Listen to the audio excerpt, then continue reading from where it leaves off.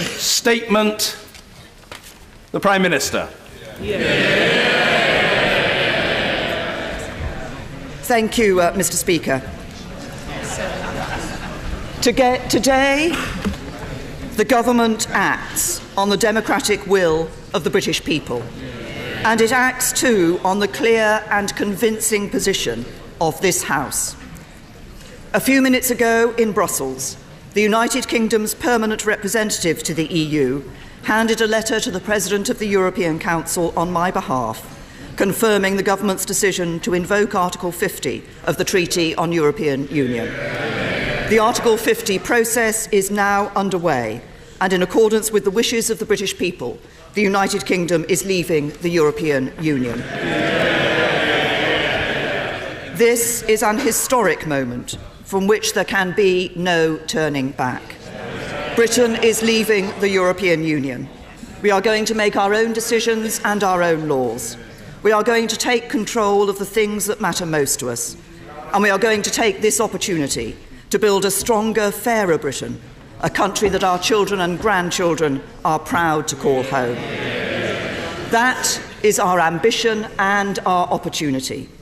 And that is what this government is determined to do.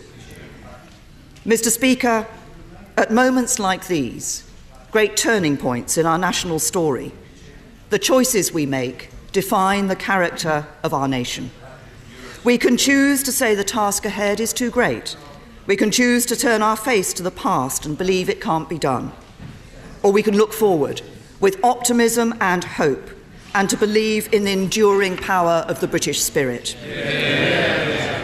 I choose to believe in Britain and that our best days lie ahead. And I do so because I am confident that we have the vision and the plan to use this moment to build a better Britain. For leaving the European Union presents us with a unique opportunity. It is this generation's chance to shape a brighter future for our country, a chance to step back and ask ourselves what kind of country we want to be. My answer is clear. I want the United Kingdom to emerge from this period of change stronger, fairer, more united and more outward-looking than ever before. I want us to be a secure, prosperous, tolerant country, a magnet for international talent, and a home to the pioneers and innovators who will shape the world ahead. I want us to be a truly global Britain, the best friend and neighbour to our European partners, but a country that reaches beyond the borders of Europe too. Can I apologise for having to interrupt the Prime Minister. Mr. Boswell, calm yourself. You've got to try to learn to behave in a statesmanlike fashion. That's your long-term goal. It may be very long-term, but it should be a goal. And what I say to the House is this. You can study the record. I will want all colleagues to have the chance to question the Prime Minister. But this is a very important statement, and I think it is reasonable to expect that the Prime Minister gets a courteous hearing, and then every other colleague should get a courteous hearing. The Prime Minister. Mr. Speaker, I want us to be a truly global Britain, the best friend and neighbour to our European partners, but a country that reaches beyond the borders of Europe too. A country that goes out into the world to build relationships with old friends and new allies alike. And that is why I have set out a clear and ambitious plan for the negotiations ahead. It is a plan for a new, deep and special partnership between Britain and the European Union. A partnership of values, a partnership of interests, a partnership based on cooperation in areas such as security and economic affairs, and a partnership that works in the best interests of the United Kingdom, the European Union and the wider world. Because perhaps now more than ever, the world needs the liberal democratic values of Europe.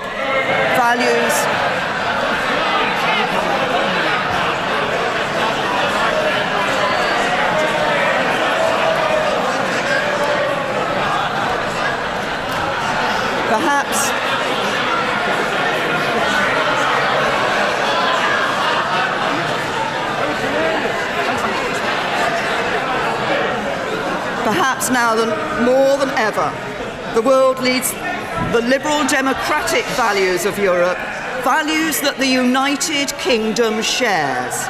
And that is why, while we are leaving the institutions of the European Union, we are not leaving Europe. We will remain a close friend and ally. We will be a committed partner. We will play our part to ensure that Europe is able to project its values and defend itself from security threats. And we will do all that we can to help the European Union prosper and succeed. So, Mr. Speaker, in the letter that has been delivered to President Tusk today, copies of which I have placed in the library of the House, I have been clear that the deep and special partnership we seek is in the best interests of the United Kingdom and of the European Union too.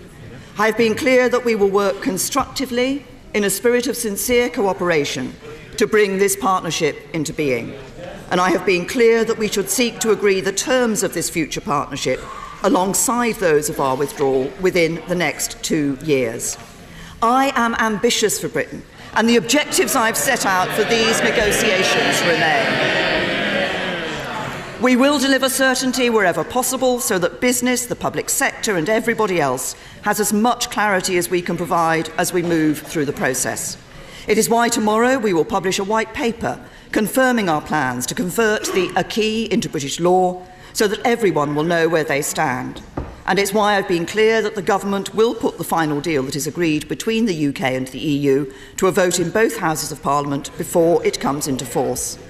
We will take control of our own laws and bring an end to the jurisdiction of the European Court of Justice in Britain. Leaving the European Union will mean that our laws will be made in Westminster, Edinburgh, Cardiff and Belfast. And those laws will be interpreted by judges not in Luxembourg but in courts across this country. We will strengthen the union of the 4 nations that comprise our United Kingdom. We will negotiate as one United Kingdom, taking account of the specific interests of every nation and region of the UK. And when it comes to the powers that we will take back from Europe, we will consult fully on which powers should reside in Westminster and which should be passed on to the devolved administrations. But, Mr. Speaker, no decisions currently taken by the devolved administrations will be removed from them. And it is the expectation of the government that the devolved administrations in Scotland, Wales and Northern Ireland will see a significant increase in their decision-making power as a result of this process. We want to maintain the common travel area with the Republic of Ireland. There should be no return to the borders of the past. We will control immigration so that we continue to attract the brightest and the best to work or study in Britain, but manage the process properly so that our immigration system serves the national interest. We seek to guarantee the rights of EU citizens who are already living in Britain and the rights of British nationals in other member states as early as we can. That is set out very clearly in the letter as an early priority for the talks ahead. We will ensure that workers' rights are fully protected and maintained.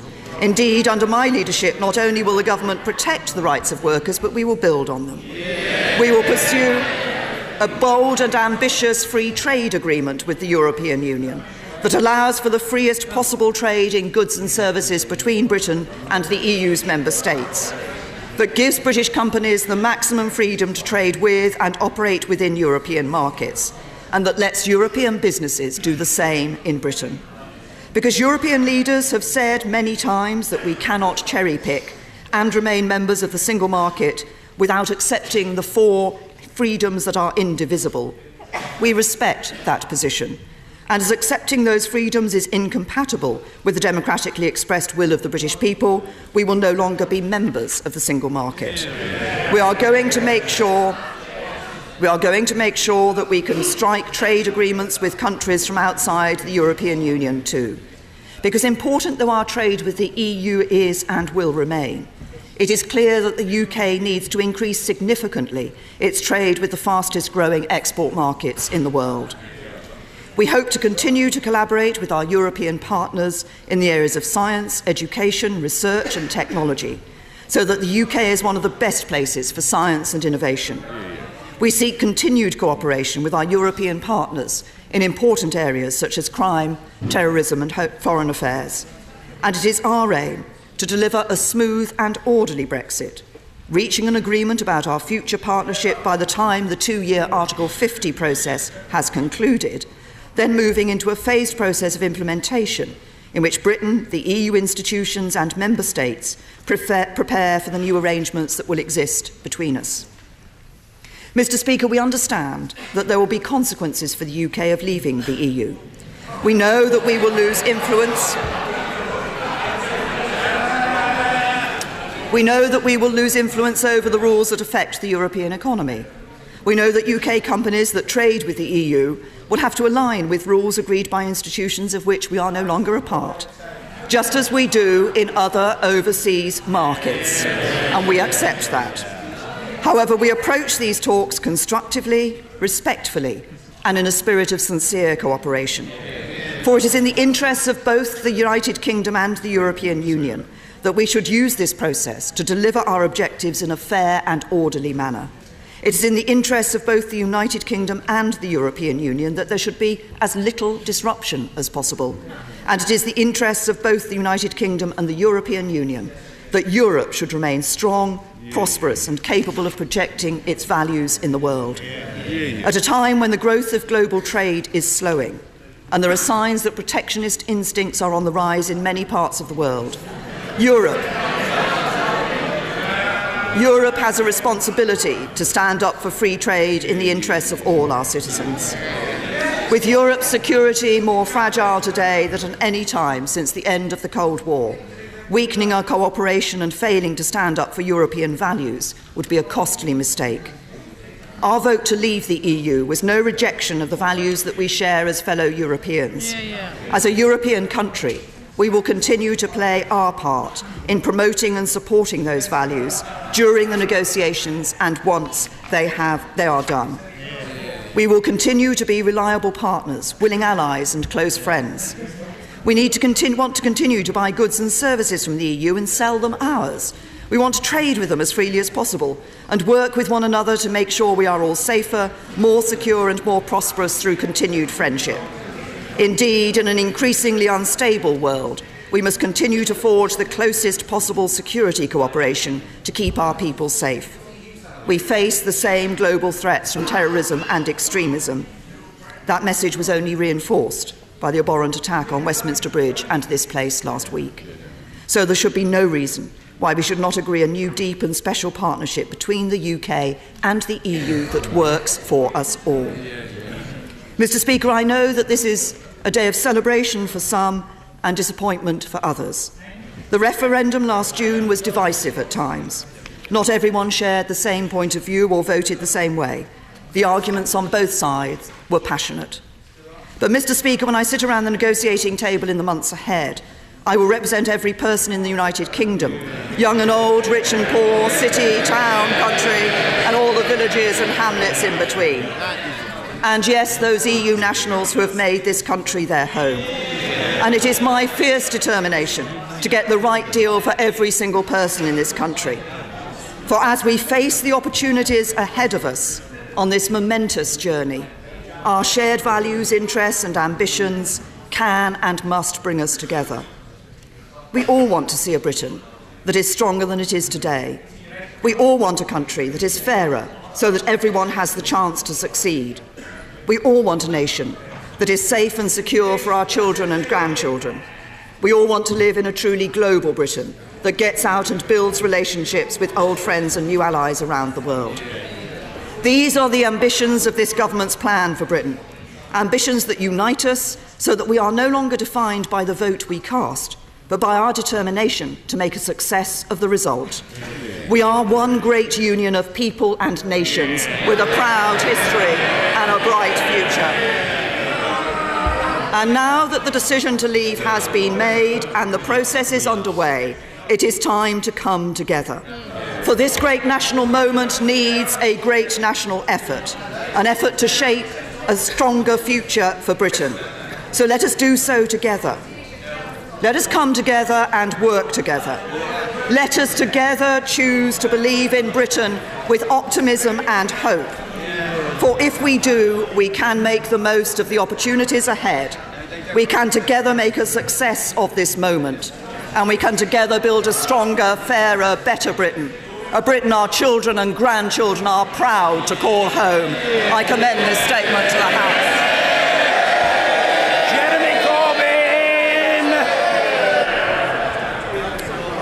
Thank you, Mr. Speaker. I would like to thank the Prime Minister for an advanced copy of her statement. Today, we embark on the country's most important negotiations in modern times. The British people made the decision to leave the European Union, and Labour respects that decision. The next steps along this journey are the most crucial. And if the Prime Minister is to unite the country, as she says she aims to do, the government needs to listen, consult and represent the whole country, not just the hardline Tory ideologues on our own benches. Britain is going to change as a result of leaving the European Union. The question is how. There are Conservatives who want to use Brexit to turn this country into a low-wage tax haven.